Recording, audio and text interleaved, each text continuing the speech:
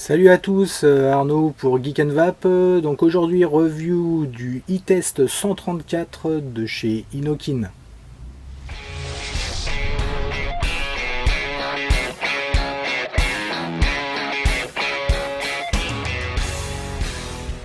Donc je suis très heureux de vous retrouver pour cette review d'un mode en plus que j'avais très envie de tester, le e-test 134 de chez Inokin, qui m'a été donné par la boutique Brumaire. Un gros merci à toi Nicolas. Un mode massif, là je l'ai dans les mains, vous voyez, c'est quelque chose de balèze. On va tout de suite regarder ça en gros plan et après on va voir ce qu'il a dans le ventre. Donc nous voici devant l'écran de notre e-test 134 que nous allons ouvrir tout de suite via ce petit crochet pour découvrir notre arme de destruction massive. Il est entouré de mousse parfaitement à sa dimension, accompagné d'un Eclair 30 sur lequel je ne vais pas revenir, j'ai déjà fait une vidéo. Donc tout de suite on sort la bête. Oh, c'est lourd. Et donc cette petite valisette très pratique pour le transporter en toute sécurité, même si il n'en a pas forcément besoin. Donc voilà la bête, tout en stainless steel. Il existe aussi en version noire et acier, à savoir que c'est la partie tube ici qui va être en noir. Une belle bête. Tout de suite on va zoomer sur le bottom cap, donc très travaillé, avec ici les trous de ventilation pour le dégazage de la batterie. On va dévisser ça. Donc les pas de vis sont très très bons. On a un plot négatif monté sur ressort. Ici la pièce noire avec donc le passage d'air pour le dégazage. Donc c'est déjà une pièce assez lourde. On sent qu'on n'a pas un petit bout de métal de rien du tout dans la main. Ici, donc on voit que chaque tube est vissé et non pas emboîté ou collé, mais vissé dans le système. Donc un aspect vraiment robuste, avec donc la partie batterie avec un tube métal interne, le plot positif au bout, le tout serti pour protéger la partie électronique. On va remonter le long avec e-test 134 en sérigraphie, donc c'est très discret. Les rayons, là on voit également que c'est vissé, donc cette partie là au reste est vraiment vissée dessus. Encore un aspect de robustesse. La partie donc wattage variable, donc pas d'écran ici, on a uniquement une bague pour faire notre réglage.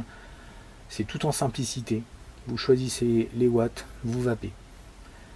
Donc cette bague va se tourner comme ça, donc dans un sens comme dans l'autre, et il n'y a aucune butée.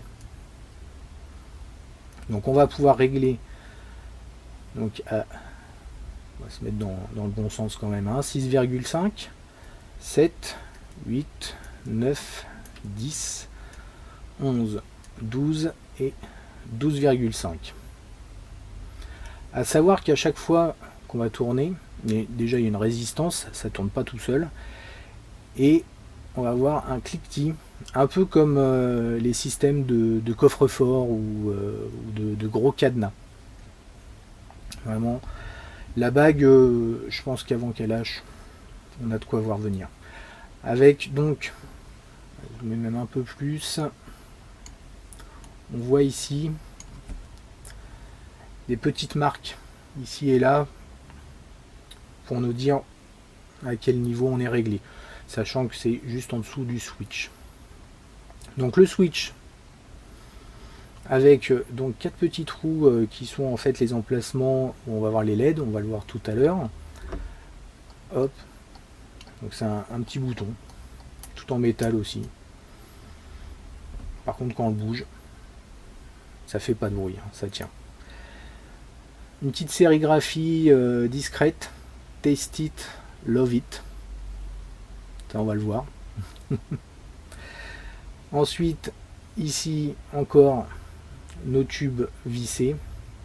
Et donc la partie top cap. Donc cette partie top cap, c'est un peu un côté... Enfin, je suis un peu déçu par ce top cap. J'aurais aimé qu'ils aillent à fond dans leur délire et qu'ils donnent un design particulier à ce top cap et ne pas reprendre exactement le même que sur le SVD. Parce que c'est exactement la même chose. On le dévisse et cette pièce là, vous allez pouvoir le visser sur le SVD et inversement. J'aurais préféré un design particulier, aussi travaillé que le bottom cap par exemple. Ça aurait été sympa. Bon. En même temps, c'est un top cap qui marche plutôt bien. Donc toujours avec la bague percée. Hop, percée ici et percée en face. Comme c'est la même pièce. Pour toujours avoir un airflow en cas de système flush. La tête. Donc on a un plot fixe. Plot fixe Connectic Ego 510. Pas d'encoche d'airflow comme pour le premier kit SVD. C'est un peu un entre-deux. Avec, et c'est un peu toujours le même problème chez Inokin, un connecteur un peu profond. Donc la plupart des choses passent. Mais j'avoue que j'ai eu une série de cartes Bosch un peu courte et du coup ça fait pas contact.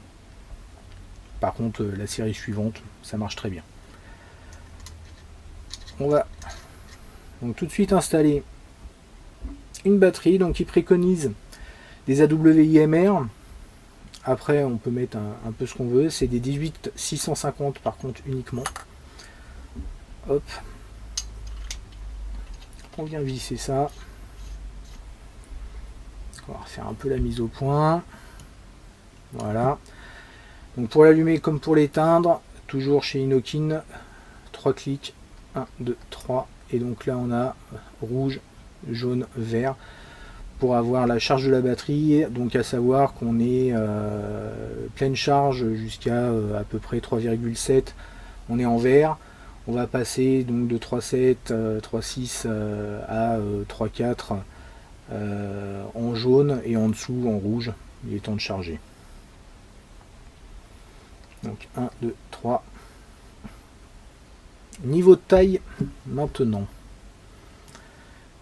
Niveau taille, on va le comparer avec le SVD en 18650. On va le mettre comme ça ira mieux. Alors on voit que en hauteur, on est pas beaucoup plus haut. Franchement, il y a à peine un demi-centimètre de plus. C'est vraiment en largeur, par contre, que toute la différence se fait. On a franchement un beau petit mode. Juste un mot, je l'avais retiré avant pour le côté un peu plus joli. Donc, on a bien sûr une notice d'utilisation qui est comme toujours multilangue avec le numéro de série du mode, donc ça c'est très très bien. Et puis donc la notice d'utilisation, voilà, en français. Bon, c'est très simple, les petites recommandations, etc. Mais c'est toujours agréable de l'avoir en français. On a également, ça c'est pour le Eclair 30, la petite notice. Bon, très bien. Voilà, on va repasser tout de suite en plan large et puis on va voir comment ça vape.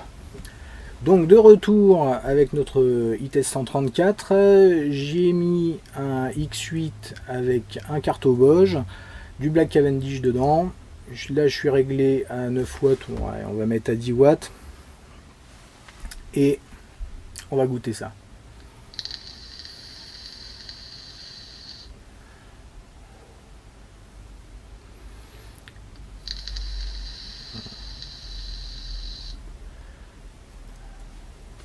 Donc la première chose qui m'a surpris concernant ce mode, au début je pensais que ça allait être un SVD avec une belle carrosserie on va dire. Et en fait pas du tout. j'ai été vraiment surpris par la vape que ça donne. J'ai ici mon Provari Mini. Et honnêtement, en termes de sensation, j'en ai parlé d'ailleurs, parce que je l'ai testé au tout début, j'étais avec Seb en visio, et j'ai été surpris. Je me suis dit, waouh, j'ai quasiment l'impression de vaper sur mon Provari. Vraiment, une grosse surprise. Une grosse surprise.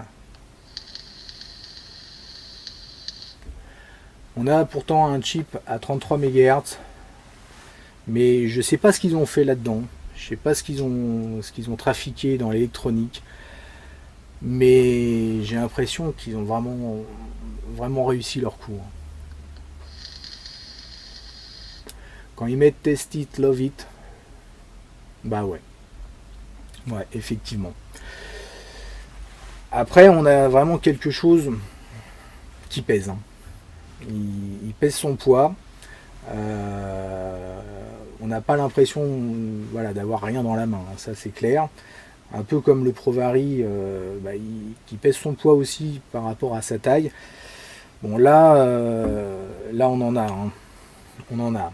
J'ai vraiment une impression assez étrange du fait qu'il n'y ait pas d'écran, qu'on règle comme ça avec une bague. J'ai un peu l'impression d'avoir la robustesse d'un mode mécanique, même si bien sûr on a un switch, hein, ça reste un bouton. Mais cette bague de réglage, donc un peu la robustesse d'un mode mécanique avec une sorte de kick intégré, on va dire. Et un kick franchement de bonne qualité. C'est ce que me donne comme impression ce mode. On a l'impression qu'il est incassable. On peut le faire tomber, il lui arrivera rien. Il mettra un coup au pavé, mais lui, il aura rien. J'ai pas fait de crash test, j'ai pas fait comme Seb, j'ai pas été le mettre sous des parpaings. Surtout que la boutique doit faire quelques tests avant de me le repasser, donc je vais pas leur abîmer non plus. Mais franchement, ouais, on a une qualité de vape qui est assez surprenante pour un mode en 33 MHz. Je suis bluffé là-dessus.